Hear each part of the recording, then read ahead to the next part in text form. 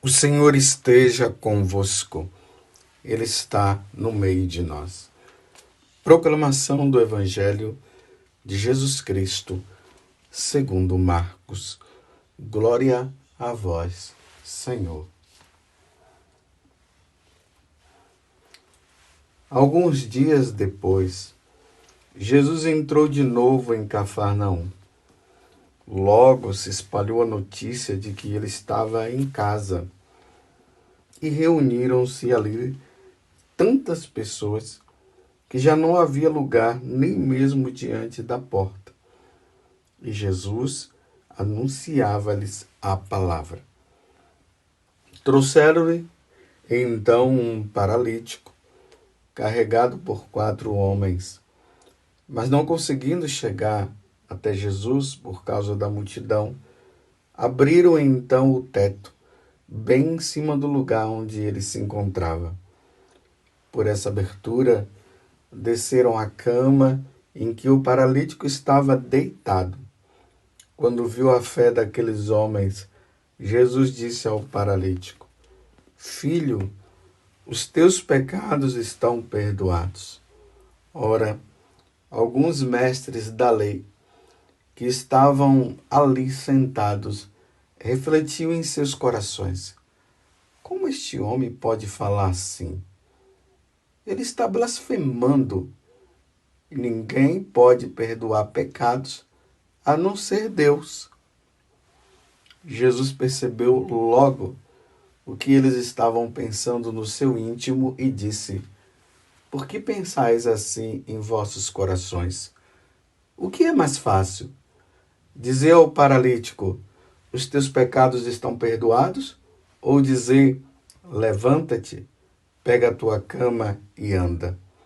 Pois bem, para que saibais que o Filho do Homem tem na terra poder de perdoar pecados, disse ele ao paralítico: Eu te ordeno, levanta-te, pega a tua cama e vai para a tua casa.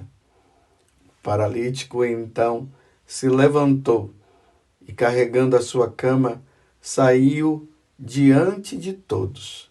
E ficaram todos admirados e louvavam a Deus, dizendo: Nunca vimos uma coisa assim. Palavra da salvação. Glória a vós, Senhor. Meus irmãos e minhas irmãs, continuamos neste caminho com nosso Senhor Jesus Cristo, em especial vendo Marcos nos apresentando Jesus. Se Jesus que está numa atividade constante, liberta, exorciza, cura as pessoas, prega, vamos para as aldeias, entra na casa da sogra de Pedro, sai da casa da sogra de Pedro, vai ali para a sinagoga que é vizinha, volta de novo nessa atividade. Tendo alguns momentos que ele para à noite, vai dormir, depois acorda de madrugada para poder rezar. Ontem nós tivemos a oportunidade de ver Jesus curando um leproso. Hoje, um paralítico. Diante da multidão que estava ali, agora ele na casa da sogra de Pedro, não tinha lugar para entrar. Os 4 homens que levavam aquele paralítico resolveram colocá-lo por cima do teto da casa e leva e coloca aquele homem ali, naquela maca, deitado, sem se mover direito. Colocam ele diante de Jesus. Não falaram nada, mas colocaram. E aqui diz que quando Jesus viu a fé daqueles homens, Jesus disse ao paralítico: filho, os teus pecados estão perdoados. Não é o que aqueles homens que levaram aquele paralítico estavam esperando ouvir de Jesus, não. Nem a multidão que estava acompanhando, vendo Jesus curando, vendo Jesus libertando. Em nenhum momento Jesus tinha dito: os teus pecados estão perdoados. E aqui entra um detalhe, meus irmãos. Percebam que aquela multidão está vendo a pessoa de Jesus, mas o filho do carpinteiro, não Jesus Deus. E agora Jesus olha para aquele homem e diz: filho, os teus pecados estão perdoados. Uma admiração por parte das pessoas. Jesus pegou todos de surpresa. Até mesmo aqui nós vemos que as autoridades religiosas, representadas aqui pelos mestres da lei, os mestres da lei, aqueles que conheciam, que se achavam os grandes conhecedores da lei de Deus, estavam ali sentados e disseram: isso é uma blasfêmia. Como pode? Ninguém pode perdoar pecado a não ser Deus. Só que aqui tem uma coisa, eles não falaram usando as palavras, foi uma coisa ali do pensamento deles, mas como Deus, Jesus penetra no coração, Deus conhece o coração de todo mundo, então Jesus agora desafia. O quê? Jesus percebeu logo o que eles estavam pensando no seu íntimo e disse: por que pensais assim em vossos corações? O que é mais fácil? Dizer ao paralítico: os teus pecados estão perdoados, ou dizer: levanta-te, pega a tua cama e anda? Pois bem, para que saibais que o Filho do Homem tem na terra o poder de perdoar pecados, disse ele ao paralítico: eu te ordeno, levanta-te, pega a tua cama e vai para a tua casa. E o paralítico então se levantou, carregando a sua cama, saiu diante de todos e ficaram todos admirados e louvando a Deus, dizendo: nunca vimos coisa assim. O povão é assim, o povão é desse jeito. O povo se anima, o povo se alegra. Mesmo que eles não estivessem ali crendo que Jesus é Deus, mas estavam admirados. Como pode? Que coisa maravilhosa. Esse homem, ele usa uma autoridade que ninguém tem. Como? Chegou lá e mandou o paralítico levantar, e o paralítico levantou mesmo. Olha lá, povão. Mas as autoridades religiosas estavam preocupadas. Mesmo Jesus provando, porque ali Jesus provou que ele é Deus. Porque eles estavam duvidando, dizendo que Jesus estava blasfemando, e Jesus provou naquele momento que ele é Deus. Então ele pode sim perdoar pecado. Estamos diante daquele que pode perdoar os nossos pecados. Jesus Cristo. Só Jesus pode perdoar os nossos pecados. Mais ninguém. Olha bem o que eu estou dizendo. Só Jesus pode perdoar os pecados, porque ele é Deus. Claro, aqui eu tenho que especificar mais, né? A Santíssima Trindade perdoa os nossos pecados. Mas na pessoa de Jesus, é na pessoa de Jesus que isso acontece. Ele veio para perdoar os nossos pecados e ele provou que ele pode fazer isso. Para vocês verem que o Filho do Homem tem poder de perdoar os pecados, então qual é o mais fácil? Então digo para esse homem: levanta e anda. E o homem levantou. Nosso Senhor. Meus irmãos, é muito interessante aquilo que eu sempre falo com vocês. Eu fico admirado com esse evangelho, porque A preocupação de Jesus não foi com a cura física daquele homem, mas foi com a cura espiritual. Porque aquele homem, ele não estava necessitando da cura física. Ele estava precisando da cura espiritual. Aquele homem poderia se perder para sempre numa cadeira de rodas. Você está entendendo? Numa cadeira de rodas, aquele homem poderia perder a salvação.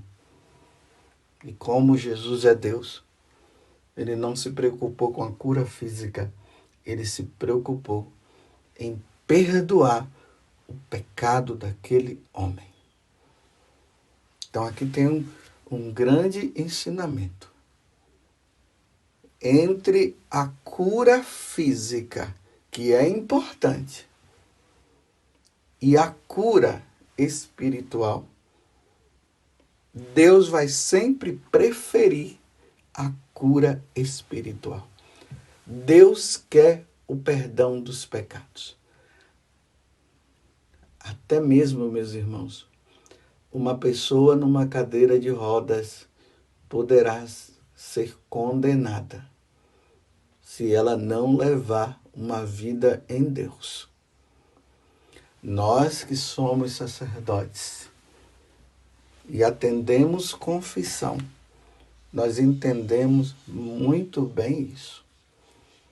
Quantas vezes ali no confessionário entra uma pessoa que é cega, entra uma pessoa sentada numa cadeira de rodas, né? Talvez ali na sala onde os penitentes estão esperando para confessar.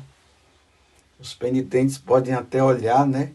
Vendo, quer seja uma pessoa paralítica, ou uma pessoa até mesmo cega, e diz assim, mas que pecados aquelas pessoas podem ter para estar aqui se confessando? Aquele dali é cego, aquele outro lá é paralítico. Como? Não se enganem, meus irmãos. Porque nós, sacerdotes, ouvimos coisas que vocês nem acreditam. Uma pessoa numa cadeira de rodas pode até ser uma assassina, ela pode até ter matado uma outra pessoa. Uma pessoa cega pode até ter feito um grande mal. Não sei se vocês estão entendendo o que eu estou dizendo. Eu não sei que tipo de pecado aquele paralítico tinha. Eu só sei que quando Jesus olhou para ele, Jesus disse, filho, os teus pecados estão perdoados. Por que Jesus não disse logo, levanta-te e anda? Não, alguém pode dizer assim, não, é que Jesus queria provar que ele é Deus, então ele fez toda aquela encenação para os fariseus pensarem, os doutores da lei, no caso, pensarem desse jeito, para depois ele curar fisicamente o homem. Não, meus irmãos, não foi. Não foi.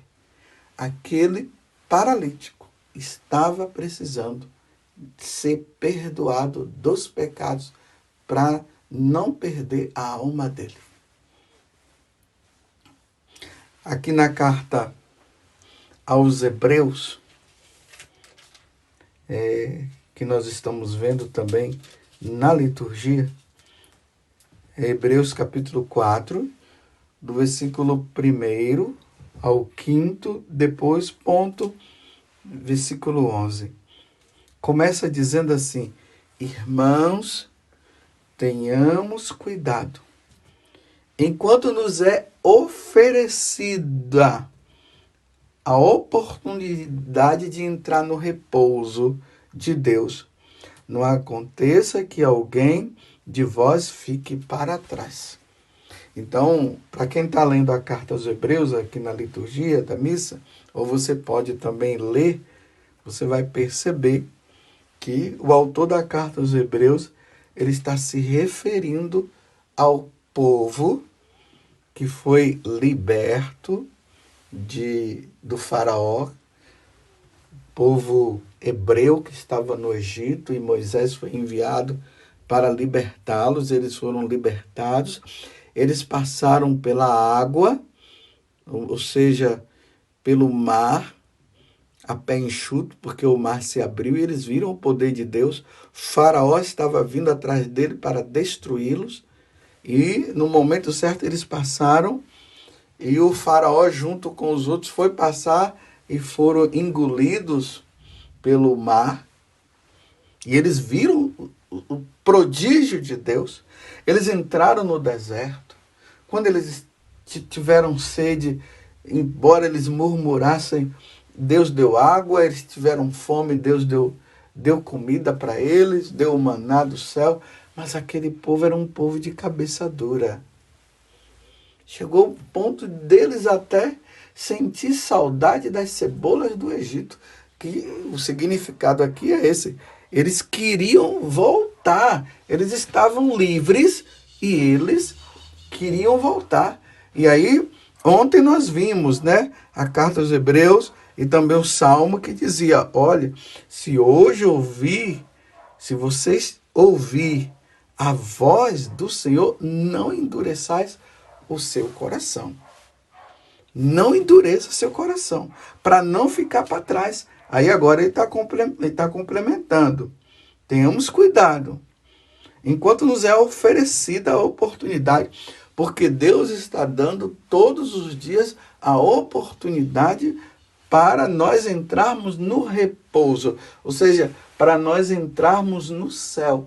Porque aquele povo que saiu do Egito, a grande maioria não entrou na terra prometida, não.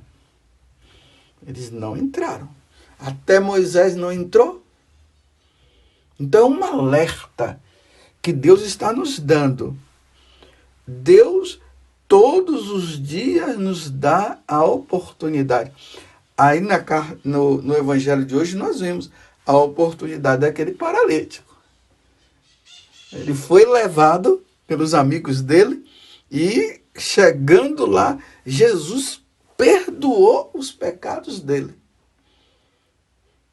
Que pecado será que aquele paralítico estava, meu Deus do céu? Só Jesus sabe, porque Jesus penetrou no coração dele e viu. E ele também, né? Provavelmente, o paralítico sabia e Jesus sabia. E ali perdoou. Será que ele era do tipo que estava blasfemando, estava ali dizendo que Deus era culpado de ele estar ali em cima daquela cadeira e Deus não o tirava? Não sei. E qual outro tipo de pecado que ele poderia ter praticado? Eu não sei. Eu só sei que Jesus olhou para ele e foi a oportunidade e ele foi perdoado dos pecados dele. Não existe coisa, ou melhor, não existe palavra mais importante na face da terra do que essa. Os teus pecados estão perdoados. É lamentável que hoje em dia nós ainda encontramos pessoas que nunca se confessou. Pessoas católicas. Aqui, se tem gente de outras religiões, não acreditam na confissão, no sacramento da confissão, isso é problema deles. A oportunidade Deus vai dando. Esperemos que um dia eles se convertam e entendam isso. Mas nós católicos que passamos pela catequese e tudo, pessoas com 30, 40 anos que não confessam e estão com aquela mentalidade protestantizada, dizendo assim: eu vou me confessar com os homens. Olha, leia lá o Evangelho de São João, no capítulo 20. Quando Jesus ressuscita, ele entra ali no cenáculo e fala para os apóstolos. Sopra, eles recebem o Espírito Santo. Jesus diz: a paz esteja convosco. E depois Jesus diz: aqueles a quem perdoardes os pecados, serão perdoados. Aqueles que vocês retiverdes, serão retidos. Graças a Deus, a igreja compreendeu que Jesus estava ali, naquele momento, instituindo o sacramento da penitência, dando aos apóstolos o poder de, em nome de Jesus, eles perdoarem os pecados. Tanto que hoje, vocês notem que no início da homilia, eu frisei bem, quem perdoa os pecados é Jesus. Claro, quando eu estou ali no confessionário, não é o padre José Augusto, não é a pessoa do padre José Augusto, é Jesus Cristo que está ali, na minha pessoa, exercendo o poder de perdoar os pecados. Tanto que nós, na oração da absolvição, a gente encerra dizendo: eu te perdoo em nome do Pai, do Filho e do Espírito Santo. Eu te absolvo em nome do Pai e do Filho e do Espírito Santo, que é a pessoa de Jesus que está naquele sacerdote. Nós cremos nisso. Quem não quer acreditar e ficar com essas historinhas, é um homem, é um pecador, meu filho, você está colocando em perigo sua salvação. Não entre nessa história de protestante. Nós somos católicos.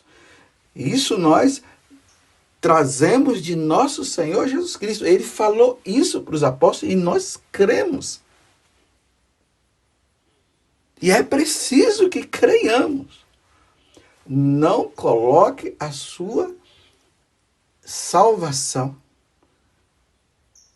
em perigo. Então, voltemos à carta aos Hebreus. Tenhamos cuidado. Enquanto nos é oferecido a oportunidade de entrar no repouso de Deus. Essa oportunidade que Deus está dando para nós entrarmos no céu. Não aconteça que algum de vós fique para trás. E aí ele vai mostrando depois que teve pessoas que, muitos daqueles hebreus, não entraram na terra prometida. Eles endureceram o coração, eles não entraram. E Deus dá a oportunidade a todos. Você compreende? Vamos levar uma vida santa. Você não quer confessar? Não, né? Então, seja santo. Então, tenha uma vida santa.